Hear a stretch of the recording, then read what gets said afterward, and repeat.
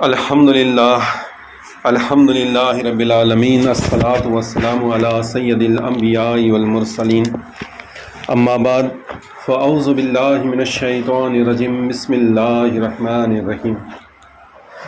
تمام تعریفیں، تمام بڑائیاں، تمام پاکی صرف اللہ تبارک و تعالیٰ کے لیے ہیں، جو سارے عالم، ساری مخلوق کا پروردگار رب العالمین ہے، سب سے بڑا رحیم و کریم، انصاف کے دن کا مالک و حکیم، زمین و آسمانوں کا بنانے والا، زندگی اور موت کا دینے والا، جو خود اجل سے ہے اور ہمیشہ قائم رہنے والا۔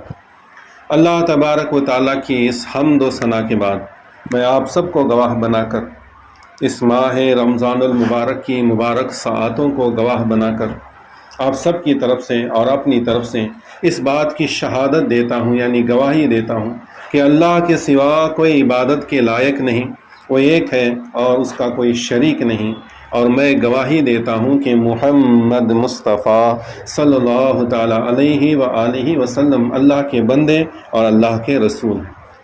اس کے بعد ایک بات جو قرآن مجید میں بھی بار بار دہرائی گئی، اور رسول کریم صلی اللہ تعالیٰ علیہ وآلہ وسلم نے بھی جب بھی خطبہ ارشاد فرمایا تو ضرور اس بات کو دہرایا، وہ بات یہ ہے کہ اللہ تبارک و تعالیٰ جسے ہدایت عطا فرمائے اسے کوئی گمراہ نہیں کر سکتا، اور جسے گمراہ قرار دے پھر اسے کوئی ہدایت نہیں دے سکتا۔ تو معلوم ہوا کہ ہدایت کا دینے والا اللہ تبارک و تعالیٰ ہے، تو ہمیں ہر وقت اللہ تبارک و تعالیٰ سے ہدایت کی دعا مانگتے رہنا چاہیے۔ تو آؤ ہم سب مل کر دعا کرتے ہیں کہ اے اللہ تبارک و تعالیٰ ہم سب کو ہدایت عطا فرما، ہم سب کو ہر طرح کی گمراہی سے بچا، ہم سب کو حق کہنے اور حق سننے کی توفیق عطا فرما۔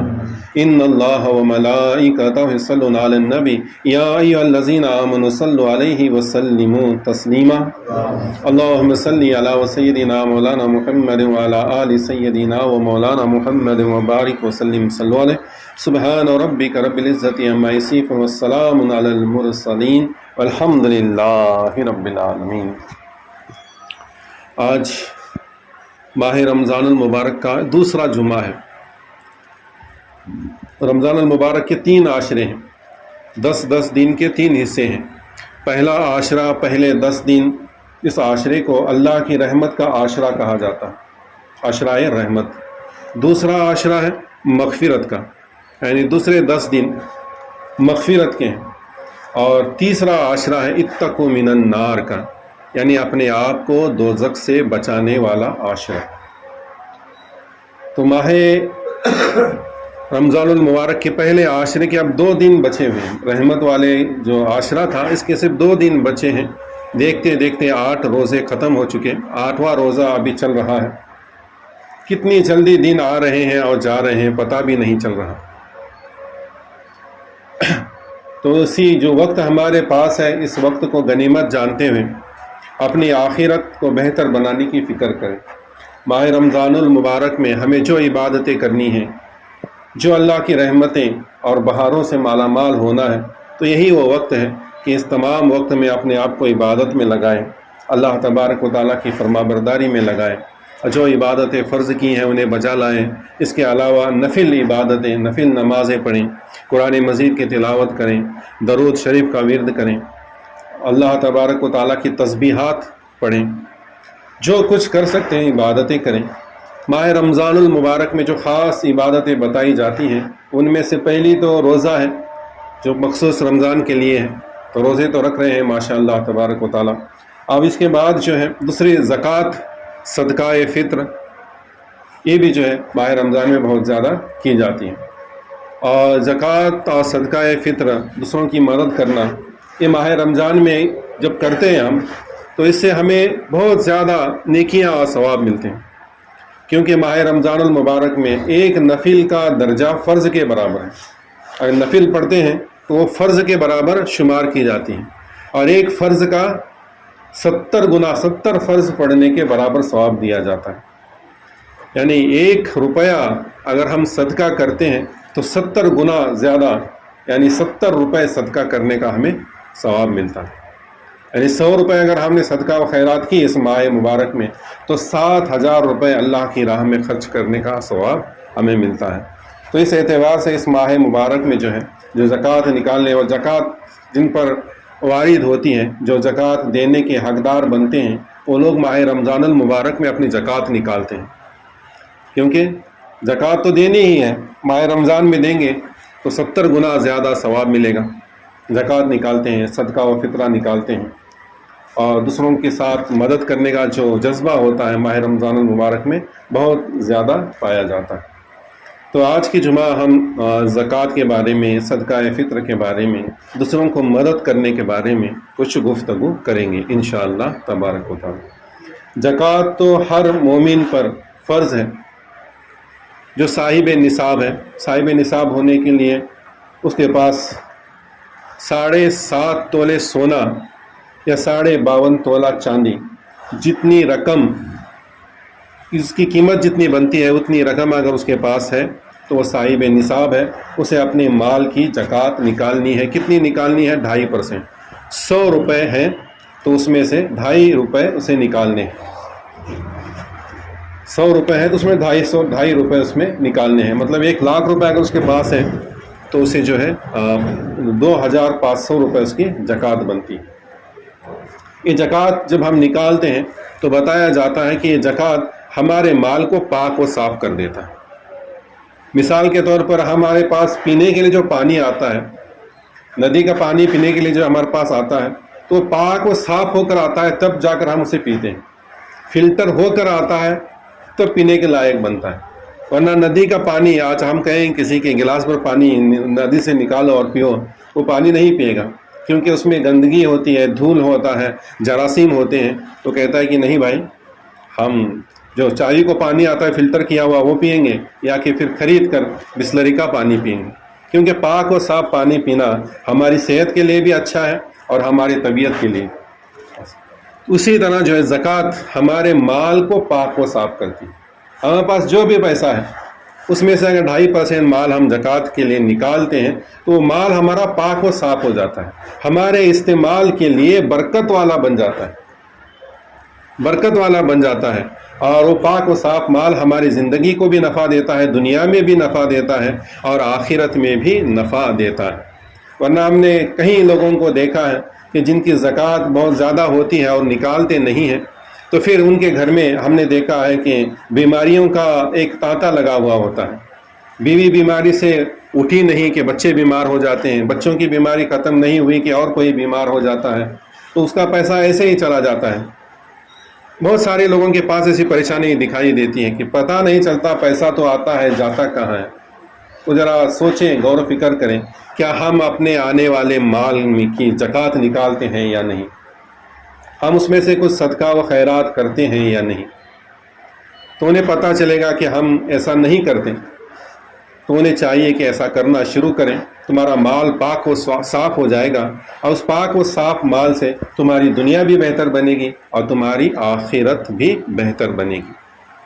تو آج کی جمعہ کا بیان میرا سخاوت کے عنوان پر ہے کہ زکوٰۃ نکالنا، صدقہ و خیرات کرنا، اس کے لیے سخاوت ہونی چاہیے، بہت بڑا دل ہونا چاہیے۔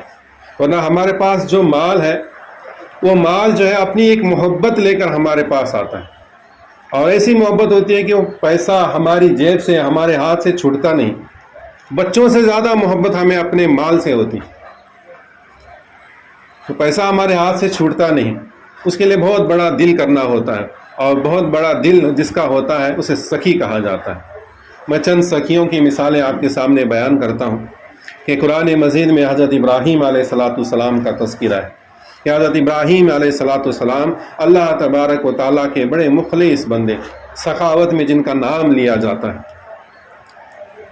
ایک روز فرشتے آ کر اللہ تبارک و تعالیٰ کی بارگاہ میں اللہ تبارک و تعالیٰ سے عرض کرتے ہیں کہ اے باری تعالیٰ، سنا ہے تیرے بندے ابراہیم کی بڑی دھوم مچی ہے کہ بڑی سخاوت کرتا ہے، جو مانگا جاتا ہے دیتا ہے، بغیر مہمان کے کبھی کھانا نہیں کھاتا۔ ابراہیم علیہ السلام کی یہ عادت تھی کہ کسی مہمان کو ساتھ لیے بغیر آپ کبھی کھانا تناول نہیں فرماتے۔ مہمان ہو، ساحل ہو، جو بھی ہو، کسی کو بھی ساتھ میں بٹھا کر اپنے ساتھ اسے کھلا دیتے، پھر خود کھاتے۔ اور جب مہمان نہیں ملتا تھا تو تین دن تک وہ انسان کی تلاش میں رہتے کہ کوئی میرے ساتھ بیٹھ کر کھائے۔ تو فرشتے کہتے ہیں کہ تیرے بندے ابراہیم کی بڑی دھون سنی ہے اگر تیری اجازت ہو تو ہم اسے آزما لیں۔ اللہ تبارک و تعالیٰ کی طرف سے جب اجازت ملتی ہے تو جبریل امین علیہ السلام ابراہیم علیہ السلام کا امتحان لینے کے لیے جہاں ابراہیم علیہ السلام اپنی بکریاں چرا رہے ہیں اس چٹیل میدان میں جا کر انسان کی شکل صورت میں آ کر اپنی میٹھی آواز میں اللہ تبارک و تعالیٰ کا نام بلند کرتے ہیں کہ اللہ اکبر۔ ابراہیم علیہ السلام اس آواز کو سن کر بے چین بے قرار ہو اٹھتے ہیں کہ اس وادی میں، اس چٹانوں بھری وادی میں میرے سوا کوئی نہیں ہے، اور یہ کون ہے جو اللہ کا نام اتنی میٹھی آواز میں لے رہا ہے۔ ان کے روح کو سکون مل جاتا ہے اور وہ اس طرف نکل پڑتے ہیں کہ کون ہے، میں دیکھوں جا کر یہ بندہ کون ہے جو میرے رب کا نام لے رہا ہے، جو میرے دل کو، میرے روح کو سکون پہنچا رہا ہے، کون ہے جو میرے رب کا نام آلاپ رہا ہے۔ وہ ڈھونڈتے ہوئے جب نکلتے ہیں تو وہاں پر انہیں ایک شخص ملتا ہے، سفید صاف ستھرے کپڑے پہنے ہوئے وہ شخص ایک سائے میں بیٹھ کر اللہ تبارک و تعالیٰ کا نام لے رہا ہے۔ ابراہیم علیہ السلام اس کے پاس جا کر کہتے ہیں کیا ابھی تو نے میرے رب کا نام اپنی میٹھی آواز میں لیا تھا؟ وہ کہتا ہے کہ ہاں میں نے ہی لیا تھا۔ تو ابراہیم علیہ السلام کہتے ہیں کہ رب کا نام تیری میٹھی آواز میں سن کر میرے روح کو، میرے دل کو ایک چین و سکون ملا ہے، میری روح تک خوش ہو اٹھی ہے، مجھے پھر ایک بار وہ نام سنا دے تیری میٹھی آواز میں۔ وہ شخص کہتا ہے، جو جبریل علیہ السلام تھے، امتحان لینے کے لیے آئے تھے، تو اس شخص کہتا ہے کہ پہلی بار تو میں نے اپنے رب کا نام اپنی مرضی سے لیا تھا، اب تمہارے کہنے پر لوں تو تم مجھے کیا دو گے؟ اپنے رب کا نام میٹھی آواز میں سننے کے لیے تم کیا قیمت دو گے؟ وہ سودا کرنے لگے۔ تو ابراہیم علیہ السلام کہتے ہیں کہ جو بکریاں تمہیں نظر آ رہی ہیں، جو بکریوں کا ریوڑ ہے، کڑپ ہے، یہ ساری بکریاں میری ہیں، تو ایک بار مجھے میرے رب کا نام سنا دے، میں آدھی بکریاں تجھے دے دوں۔ دیکھو کتنی بڑی سخاوت ہے۔ تو شخص جو ہے پھر اپنی میٹھی آواز میں اللہ اکبر اللہ کا نعرہ بلند کرتا ہے۔ ابراہیم علیہ السلام خوش ہو جاتے ہیں، جھوم اٹھتے ہیں اور آدھی بکریاں اسے دے دیتے ہیں۔ وہ شخص جانے لگتا ہے، ابراہیم علیہ السلام پھر اس کا دامن پکڑ لیتے ہیں، کہتے ہیں کہ ابھی میرا جی نہیں بھرا، اب ایک بار اور سنا دیں۔ وہ شخص کہتا ہے کہ آپ کیا دو گے؟ ابراہیم علیہ السلام کہتے ہیں کہ جو بچی ہوئی بکریاں ہیں، آدھی بکریاں، یہ بھی تمہیں دے دوں گا، بس مجھے میرے رب کا نام سنا دے۔ وہ پھر اللہ اکبر کی صدا بلند کرتا ہے، آدھی بکریاں جو جتنی بکریاں تھیں سب بکریاں آپ انہیں دے دیتے ہیں، اور سب بکریاں لے کر جانے لگتا ہے۔ تو ابراہیم علیہ السلام پھر اس کا دامن پکڑ لیتے ہیں اور کہتے ہیں کہ ایک بار اور سنا دیں، ابھی میرا جی نہیں بھرا۔ تو وہ شخص کہتا ہے کہ ساری بکریاں تو دے چکے ہو، اب تمہارے پاس کیا ہے، اب تم کیا دو گے؟ تو ابراہیم علیہ السلام کہتے ہیں کہ بکریاں تو تم نے لے لی ہیں، اب بکریاں چرانے کے لیے ایک چرواہے کی بھی ضرورت ہوگی، ایک نوکر کی بھی ضرورت ہوگی، ایک غلام کی بھی ضرورت ہوگی۔ اب کی بار میں تمہیں اپنا آپ دیتا ہوں، میں تمہارا غلام بن جاتا ہوں اور تمہارے لیے تمہاری بکریاں چرایا کروں گا۔ اللہ اکبر! دیکھو پل بھر میں کہاں سے کہاں معاملہ پہنچ گیا۔ ساری بکریاں ان کی تھی، ساری بکریاں دے دی۔ آپ کہتے ہیں کہ یہ بکریاں تمہاری ہیں، اسے چلانے کے لیے چرواہی کی ضرورت ہے، میں اب تمہارا غلام بن جاتا ہوں، بس ایک بار آواز سنا۔ اللہ کا نام سننے کی اتنی بڑی قیمت کون دے سکتا ہے؟ ہم تو اللہ کا نام کتنی بار سنتے ہیں، مؤذن کتنی میٹھی آواز میں پکارتا ہے اللہ اکبر اللہ اکبر، اور ہم اتنی قیمت کہ اپنے گھر سے چل کر مسجد میں آنا، بس یہ قیمت ہمیں دینی ہوتی ہے، یہ بھی ہم نہیں دے سکتے۔ اور ابراہیم علیہ السلام نے اپنی ساری بکریاں رب کا نام سننے پر دے دی، اپنے آپ کو دے دیا۔ وہ پھر ایک بار اللہ اکبر کہتا ہے، ابراہیم علیہ السلام بھی جو ہے اس کے غلام بن جاتے ہیں۔ وہ فرشتہ کہتا ہے کہ یہ اللہ کی طرف سے امتحان تھا، یہ بکریاں بھی تمہاری اور تم بھی آزاد۔ ابراہیم علیہ السلام کا یہ بکریہ کا واقعہ سخاوت کے لیے میں نے بیان کیا، لیکن اس سے بڑھ کر حضرت ابراہیم علیہ السلام کی سخاوت ہے۔ جب اللہ تبارک و تعالیٰ نے ان سے ان کے بیٹے لخت جگر، ان کے بیٹے کی قربانی مانگی تو بیٹے کی قربانی دینے کو بھی تیار ہو۔ تو بس مجھے یہ واقعہ سنا کر جو ہے سخاوت کی ترغیب دلانا تھا کہ ماہ رمضان کا مہینہ چل رہا ہے، اللہ تبارک و تعالیٰ کی طرف سے ہمیں بہت بڑا اور بہت اچھا سودا مل رہا ہے کہ 100 روپے دو اور 7,000 کا ثواب لے لو۔ اگر ہم بازار میں جائیں، کوئی شخص وہاں کہے کہ ایک کے بدلے 70 دے رہا ہوں لے لو، تو ہم فوراً جا کر وہاں کا جو اس کا مال اٹھا لیں گے۔ تو آج یہ رمضان کا مہینہ ہے، ہمیں 100 کے بدلے 7000 کا ثواب دے رہا ہے۔ تو جتنی ہو سکے سخاوت، صدقہ و خیرات جو کر سکتے ہیں وہ کرو۔ میں یہاں پر آپ کو ایک اور ترغیب دلاتا ہوں کہ جو امیر ہیں وہ زکوٰۃ جو ان پر فرض ہے وہ تو انہیں ادا کرنی ہی ہے، انہیں ادا کرنی ہی ہے۔ اگر نہیں کریں گے تو گناہ کبیرہ میں شمار ہوگا، اور وہ ادا کرتے ہیں۔ لیکن اس کے ساتھ ساتھ میں ان غریبوں کو بھی آج جو ہے صدقہ و خیرات کی ترغیب دلاتا ہوں کہ مانا کہ ہم امیر نہیں ہیں، مانا کہ ہم صاحب نصاب نہیں ہیں، مانا کہ ہمارے پاس 7.5 تولے سونا نہیں ہے، نہیں چاہیے ہمیں 7.5 تولے سونا یا 52.5 تولے چاندی، ہم اللہ کی راہ میں کچھ تو کر سکتے ہیں صدقہ خیرات۔ مانا کہ ہم لینے والے ہیں، ایسے غریب بھی کچھ ہوں گے جو لینے والے ہیں، ٹھیک ہے تم لو، جب تم لوگے تو تمہارے پاس مال آ جائے گا، لیکن اس میں سے جتنا ہو سکے تم اللہ کی راہ میں تھوڑا کیوں نہ ہو اللہ کی راہ میں ضرور صدقہ و خیرات کرو۔ ایک لکھپتی شیٹھ ہے، اس نے اگر 1000 روپے دیے تو اس کے لیے بڑی بات نہیں ہوگی۔ اگر ہم غریب ہیں، ہماری 100 روپے کی آمدنی ہے، اس میں سے اگر 10 روپے ہم دیں گے تو یہ ہمارے لیے بہت بڑی بات ہوگی۔ ایک لکھپتی کے 1,00,000 روپے دینے سے بھی زیادہ جو ہے اللہ اس پر سے ثواب عطا کرے۔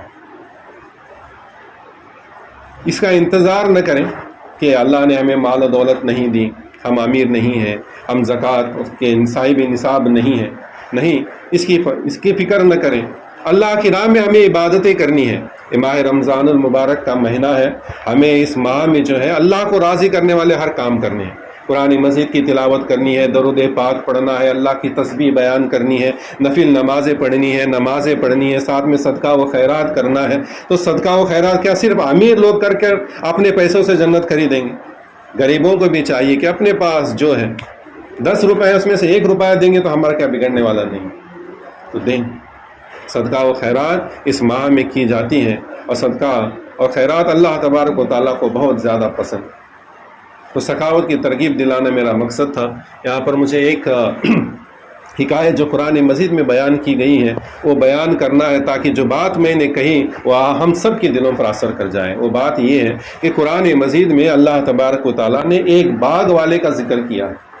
ایک ایسا باغ والا تھا کہ جس کے باغ تھا، وہ باغ کا اس کے ہر سال کا معمول تھا، جب باغ میں پھل پک جاتے تھے تو جو نکلتا تھا اپنے گھر سے تو غریبوں مسکینوں کو آواز دیتا تھا کہ چلو آج میرے باغ میں میں پھل کاٹنے کے لیے جا رہا ہوں۔ جب باغ میں پہنچتا تھا تو باغ میں جو پھل پہلے سے گرے ہوئے رہتے تھے، گرے پڑے پھل تھے، وہ سب غریبوں کو مسکینوں کو دے دیتا تھا، اور پھلوں کے نیچے دسترخوان بچھا دیے جاتے تھے، یعنی کپڑا بچھا دیا جاتا تھا، اور پھر پھلوں کی کٹائی شروع کر دی جاتی تھی، اور کٹائی کے دوران جو بھی پھل اس دسترخوان پر گر جاتے تھے وہ تمام پھل وہ غریبوں مسکینوں میں تقسیم کر دیتا تھا۔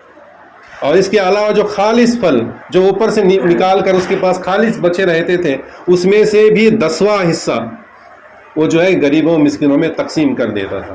یہ اس نے خود اپنا ایک اللہ تبارک و تعالیٰ کو راضی کرنے کے لیے معمول بنایا ہوا تھا، ورنہ وہ شخص جو ہے وہ جس قوم کا شخص تھا اس قوم میں ابھی زکوٰۃ جو ہے فرض نہیں تھی۔ اس نے اپنے نفل طور پر اللہ کو راضی کرنے کے طور پر اس شخص نے یہ معمول بنا رکھا، اور یہ معمول اتنا اس کا جو ہے لوگوں میں اتنا مشہور ہو گیا، وہ لوگوں میں وہ شخص اتنا مشہور اور معروف ہو گیا کہ جب پھل پک جاتے تھے، جب یہ اپنی باغ کی طرف جانے لگتا تھا تو لوگ اس کے ساتھ ایک ہجوم چلا جاتا تھا، اور سب کو ملتا تھا، اسے بھی ملتا تھا، اس کا بھی نفع ملتا تھا۔ لیکن جب اس کا آخری وقت آیا اور اس دنیا سے رخصت کر گیا تو اس کے 3 بیٹے تھے، وہ باغ ان 3 بیٹوں کے میراث میں آ گئے۔ اب 3 بیٹے جب فصل کاٹنے کا وقت آیا تو فکر میں پڑ گئے کہ ہمارے باپ نے تو غریبوں مسکینوں کو، شہر کے غریبوں کو ایک عادت لگا رکھی ہے، اب انہیں بلانا بھی نہیں پڑتا، بغیر بلائے چلے آتے ہیں مانو جیسا ان کا حق ہے۔ اب کی بار جو ہم ایسا نہیں کریں گے، ہمارے باپ کے لیے وہ باغ کافی تھا، لیکن ہم 3 ہیں، ہمارے گھر میں لوگ زیادہ ہیں، ہم اب کی بار غریب اور مسکین کو کچھ نہیں دیں گے۔ ان سب کی نظر بچا کر اپنا سارا مال پھل جو ہے ہم نکال لیں گے، صبح تڑکے صبح سویرے اٹھیں گے، لوگ اٹھنے سے پہلے اپنے باغ میں چلیں۔ انہوں نے مشورہ کیا، اور یہ مشورہ اللہ تبارک و تعالیٰ کو ناپسند گزرا۔ رات کو بجلی گری اور ان کے سارے باغ کو جلا کر خاک کر دی۔ صبح جب اپنی باغ میں چلے خوشی خوشی کہ آج ہم کسی مسکین کو نہیں آنے دیں گے، کسی غریب کو نہیں آنے دیں گے، سارے میوے سارے پھل اپنے قبضے میں کر لیں گے، لیکن جب اپنے باغ میں پہنچے تو باغ کو اجڑا ہوا دیکھا، حیران ہو گئے، غم زدہ ہو گئے، کہنے لگے کہ ہم راستہ بھول گئے، کہاں آ گئے، ہمارا باغ تو نہیں ہے، ہمارا باغ تو پھلوں سے لدا ہوا تھا۔ پھر جب در و دیوار کو دیکھا پہچان گئے، ہاں یہی ہمارا باغ ہے، لیکن ہماری نیت نے ہمیں دھوکہ دے دیا ہے، ہم یہ مال غریبوں سے بچانا چاہتے تھے تو یہ مال ہمارے لیے بھی نہ بچا، اب ہم غریب ہو گئے۔ جو اس میں سب سے بڑا تھا، غنیمت رکھتا تھا، کہنے لگا میں تم سے پہلے ہی کہتا تھا کہ اللہ کی تسبیح بیان کرو، اللہ کی پاکی بیان کرو، اللہ کا شکر ادا کرو، اور ہمارے باپ نے جو نیک راستہ بنایا اس راستے پہ چلو تو ہمارا بھی نفع ہوگا۔ سب کہنے لگے کہ ہم سے غلطی ہوئی، انہوں نے توبہ اور استغفار کرنے لگے، اللہ کی بارگاہ میں توبہ کی، معافی مانگی، اللہ تبارک و تعالیٰ نے انہیں معاف بھی کر دیا، اور اس باغ کے بدلے ان تینوں کو اللہ تبارک و تعالیٰ نے ایک ایسا باغ عطا فرمایا کہ جس کے باغ میں انہوں نے جب اپنے باپ کے راستے پہ چل کر غریبوں مسکینوں کو خیرات کرنے کا ارادہ کیا تو ان کے باغ میں پھلوں کی ایسی پیداوار ہوئی کہ پہلے کبھی ایسی پیداوار نہیں ہوئی تھی، انگوروں کا ایک ایک گچھا ایک ایک گدھے پر لادا جاتا۔ سبحان اللہ۔ یعنی کہنے کا مقصد کیا ہے کہ صدقہ و خیرات کریں گے تو ہمارے مال میں کمی نہیں آئے گی، ہمارے مال میں برکت آئے گی، اور زکوٰۃ صدقہ و فطرہ ادا کریں گے تو ہمارے مال پاک و صاف ہو جائیں گے، ہماری دنیا کو بھی بہتر کریں گے اور ہماری آخرت کو بھی بہتر کریں گے۔ بہرحال مجھے یہی ترغیب دلانی تھی۔ میں اللہ تبارک و تعالیٰ کی بارگاہ میں دعا کرتا ہوں کہ اللہ تبارک و تعالیٰ ہم سب کو ان باتوں کو سمجھ کر اس پر عمل کرنے کی توفیق عطا فرمائے، ماہ رمضان کی تمام بہاروں سے ہم سب کو مالا مال فرمائے۔ وما علینا الا البلاغ المبین، وآخر دعوانا ان الحمد للہ رب العالمین۔ جن حضراتوں نے سنتیں نہیں پڑھی وہ سنتوں سے فارغ ہو جائیں۔